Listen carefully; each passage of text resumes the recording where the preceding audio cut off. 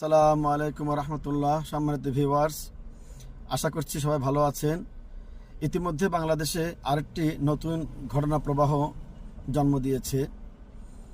2016 সালে যে ঘটনা ঘটেছিল শিবির কর্মী সোহানুর রহমান সোহানের সাথে, শিবির করার অপরাধে ঝিনাইদহের এমপি আনোয়ারুল আজিম সেদিন দাপট দেখিয়ে সেই সোহানকে ডিবিকে ব্যবহার করে তাকে অ্যারেস্ট করা হয়েছিল এবং তার মা গ্রামবাসীদের সাথে নিয়ে শত শত গ্রামবাসীকে নিয়ে সে আনোয়ারুল আজিমের পায়ে ধরেছিল যে ছেলেটাকে ছেড়ে দেওয়ার জন্য, তার একমাত্র ছেলে, সে আর শিবির করবে না, সে আওয়ামী লীগ করবে।